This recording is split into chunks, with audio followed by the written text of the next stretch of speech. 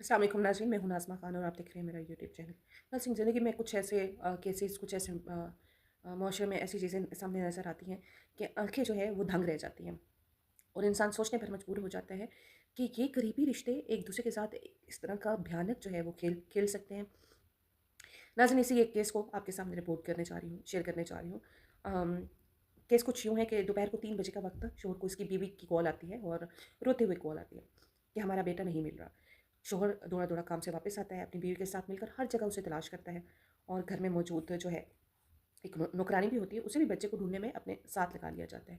शोहर निकल कर बाहर मोहल्ले में जाता है, मोहल्लेदारों से पूछता है, वही जो एक ज़ाहिर है इन इन मामलात में जब आपका बच्चा गुम हो जाता है, तो इन सिचुएशंस में वालिदैन क्या कर सकते हैं, वालिद का क्या अमल पैरा वो होगा किन-किन चीज़ों पर, वो तमाम वो चीज़ें करते हैं। बाहर निकल कर मोहल्लेदारों से पूछता है, रिश्तेदारों से पूछता है और बच्चा भी बहुत छोटा है, 2 साल का बच्चा है और अभी जस्ट क्रोलिंग करता है, 2-3 कदम ही उठा पाता है और समझ नहीं आती कि इतना छोटा-सा बच्चा कहाँ निकल कर जा सकता है। ये भी ज़हन में आता है कि बाप जो है वो बहुत परेशान नज़र आता है, जगह-जगह उसको तलाश करता है।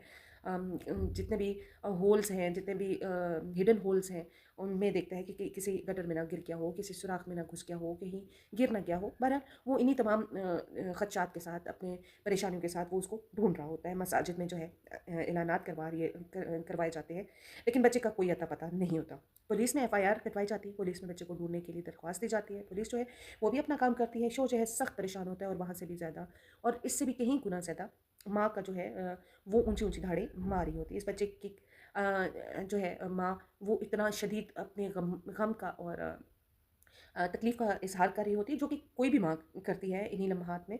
लेकिन पता चलता है कि इस बच्चे की कातिल जो है, वो इसकी माँ ही होती है। जी हाँ, नाज़रीन, यही वो साँप है जो अपने बच्चों को निगल लेती है और ऐसी साँप-नुमा माएँ जो है, वो माँ कहलाने के काबिल नहीं होती। और कैसी बदबख्त माएँ होती हैं कि जो अपने बच्चों को भी नहीं छोड़ती, अपनी अपनी हवस, अपनी ज़ाती ख़्वाहिशात की खातिर अपने बच्चों को भी रोंद कर आगे निकल जाती हैं। इसने अपनी ज़ाती हवस को पूरा करने के लिए अपने 2 साल के बच्चे को नहीं छोड़ा और एक बच्चा जो है इसके पेट में पल रहा है और इसका आगे क्या प्लान था इस बच्चे को मारने के बाद वो भी आपके साथ शेयर करूँगी। बहरहाल होता कुछ इस तरह से है कि जब ये खबर पुलिस वालों को मिलती है, पुलिस अपना काम शुरू कर देती है और उनके घर पहुँचती है। इर्द-गिर्द के लोगों से सवालात, जवाबात मिलना ले रहे होते हैं और लेकिन इस गली में कहीं भी कोई कैमरा नहीं होता, तो मालूम नहीं हो पाता कि आखिर ये बच्चा जो है वो कहाँ किसके साथ निकला, कैसे निकला और कहाँ को निकल गया। कोई क्लू नहीं मिल पाता, तो इसके बाद पुलिस अपना दूसरा काम शुरू कर देती है। इस तफ्तीश में जो दूसरा काम होता है वो होता है मोबाइल फ़ोन।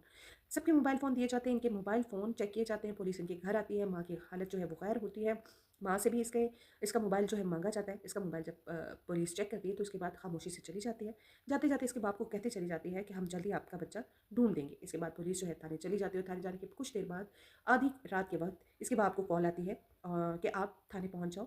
ये बाप जो है थाने पहुँचता है तो वहाँ पर एक शख़्स इस्लाम नामी जो है जो कि इनका रिश्तेदार होता है, वो मौजूद होता है और पुलिस उसे पूरी तरह से मार-पीट रही होती है। यहाँ पर जब वो उसको देखता है तो वो चौंक जाता है क्योंकि इस्लाम तो इसका अपना रिश्तेदार होता है। वो हैरान होता है कि पुलिस से पूछता है कि आखिर इसने क्या किया?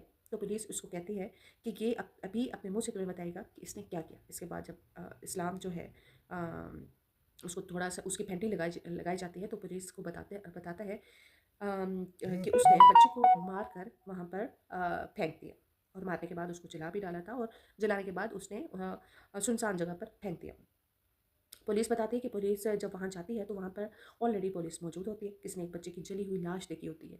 इस इलाके की पुलिस को फ़ोन किया जाता है, वहाँ पर पुलिस जो है पहुँचती है और वहाँ पर भी जब जो ऑलरेडी मौजूद होती है पुलिस वो बताती है, ये जो बच्चा है ये मर चुका है। इस बच्चे को इसके बाप के हवाले किया जाता है ताकि इसकी तदफ़ीन की जा सके। बच्चे की लाश बाप को डायरेक्ट नहीं दिखाई जाती, बल्कि वालिद कहते हैं कि पुलिस ने मेरे मामूज़ाद भाई और इसके बच्चों को ले जाकर इसकी लाश दिखाई और उन्होंने जब तस्दीक की कि ये इनका बच्चा है, क्योंकि चेहरे के तासुरात बता रहे थे, इसके बाद जो है वालिद को बताया जाता है कि तुम्हारे बच्चे को जलाकर मार डाला गया।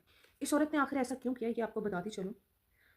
इसके शौहर ने इसको किस तरह से पहले भी पकड़ा था रंगे हाथों और इसके बाद जब माफ़ी-ताफ़ी होगी तो इसके बाद मामलात जो है चंद रोज़ तो ठीक रहे और इसे अपने ही बच्चे को अपने आशना से मिलकर जो है वो मार डाला। जी हाँ, अपने ही आशना से। दरअसल मामला ये है कि ये 18 साला किन्सा है।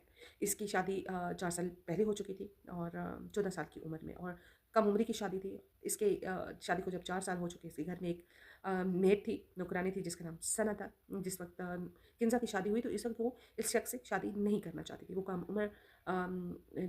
उम्र थी, 14 साल की थी, लेकिन वो अपने कज़न को पसंद करती थी जिसका नाम इस्लाम था।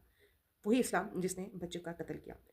बहरहाल ज़बरदस्ती इसकी शादी इस शख़्स से कर दी जाती है और इस घर में वो आ जाती है। लेकिन जब वो इस घर में आ जाती है तो नवीद जो कि उसका शौहर होता है, जिससे इसकी शादी हुई होती है, वो अपने दिल से शादी के लिए राज़ी नहीं होती और इस्लाम के साथ मुसलसल राब्ते में होती है। एक दफ़ा ये किंज़ा और इस्लाम आपस में प्लान बनाते हैं और भाग जाते हैं और इनका एक बच्चा भी होता है। इस बच्चे के साथ जब भाग जाते हैं, लेकिन बच्चे को साथ रखकर भागना और जो है वो आखिरकार पकड़ी जाती है।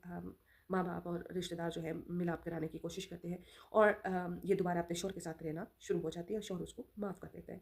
यहाँ पर क्या होता है कि जनाब ये खातून जो है, जब इसने देखा कि मेरी किसी तरह से जान नहीं छूट रही, तो वो उसने अपने घर में इस बात मेरे घर वाले भी इस बात पर राज़ी नहीं होते कि मैं तलाक ले लूँ और ये जो बच्चा है वो हमारी मोहब्बत की राह में एक रुकावट है। तो ये जो है ये अपने आशना के साथ मिलकर एक प्लान बनाती है। इस प्लान का हिस्सा ये मेड अपनी मेड को भी बनाती है और मेड जो है का हिस्सा जो है इस प्लान का हिस्सा बज़ाहिर तो वो ये कहती है कि मैंने सिर्फ़ अपनी मालकिन का हुक्म माना और उसके हुक्म की तामील की। लेकिन सना ने जो है वो बच्चा जो है वो इस्लाम को जाकर किंज़ा के कहने पर दिया और इसके उसको पैसे भी दिए गए।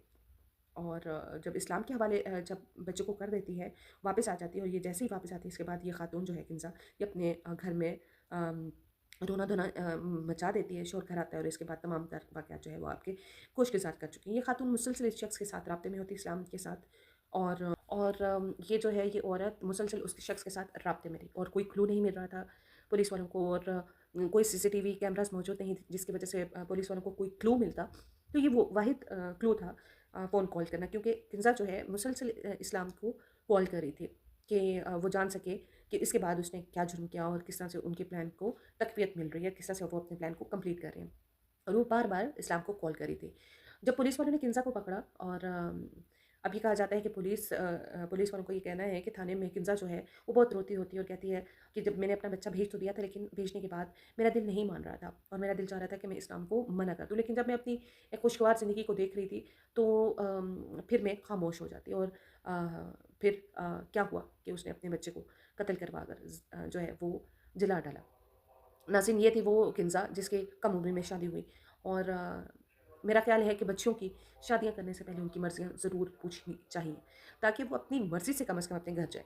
और ये हक़ जो है किंज़ा ने जो किया वो तो उसको सारी ज़िंदगी दुःख किया, वो उस गुनाह में सारी ज़िंदगी उसको सज़ा मिलेगी और आख़िरत में भी उसका एक बहुत बड़ा हिस्सा है।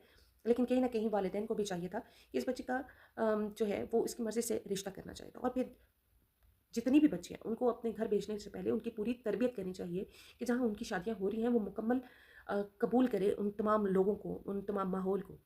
और इस तरह से नहीं होना चाहिए। किंज़ा जैसी ख़वातीन जो हैं, किंज़ा जैसी लड़कियाँ जो हैं, वो अपनी ज़ाती हवस को जो है पूरा करने के लिए अपने बच्चों तक को भेंट चढ़ा देती हैं और जिसका नाम वो मोहब्बत रखती हैं। मोहब्बत तो अगर ये मोहब्बत इस चीज़ का नाम है, तो लानत है ऐसी मोहब्बत पर, लानत है ऐसे रिश्तों पर कि जिसके लिए आप मासूम बच्चों को मार डालो, जला डालो। ऐसी किंज़ा जो है हमारी मुआशरे का नासूर है। बहुत सी दुआओं में याद रखिएगा। अल्लाह हाफ़िज़।